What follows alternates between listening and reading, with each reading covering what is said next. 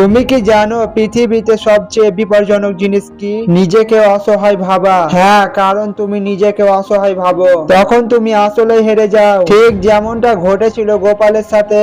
এক গ্রামে গোপাল নামে এক যুবক থাকতো। সে সব সময় ভাবতো, আমি কপালে লিখে এসেছি দুঃখ, কিছুই ঠিকঠাক হয় না। একদিন সে গ্রামের পঞ্চায়েতের কাছে গিয়ে বলল, আমি খুবই অসহায়, আমার জন্য কিছু করুন। পঞ্চায়েতের প্রধান একটু হাসলেন, তারপর বললেন, গোপাল তুমি সত্যি অসহায় নাকি? তুমি নিজেই নিজেকে অসহায় বানিয়েছো। গোপাল তখন অবাক হয়ে বলল, মানে আমার কপালই খারাপ, যা করি সব উল্টে যায়। পঞ্চায়েতের প্রধান গোপালকে একটি কাজ দিল, এই তালাটা নিয়ে যাও এবং তার জন্য একটি চাবি খুঁজে আনো। গোপাল খুশি হয়ে রওনা দিল। প্রথমে সে এক লোহার দোকানে গেল। দোকানদার বলল, এটা খুলতে হলে বুদ্ধি খাটাতে হবে। গোপাল বিরক্ত হয়ে বলল, আমি তো অসহায়, বুদ্ধি কোথায় পাবো? এরপর সে এক বৃদ্ধের কাছে গেল।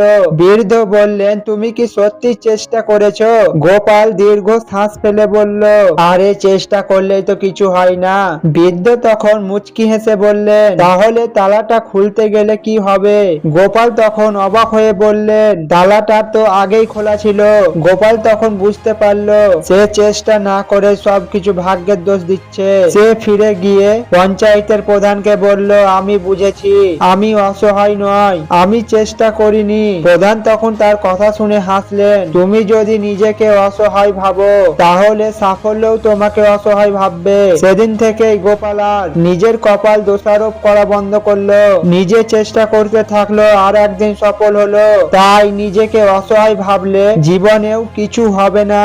তাই নিজেকে অসহায় ভাবা বন্ধ করো। জীবনে চেষ্টা করলে পথ ঠিকই বেরিয়ে আসবে। নিজেকে অসহায় না ভেবে তুমি চেষ্টা করতে থাকো, তোমার পথ নিজেই তোমার সামনে খুলে যাবে।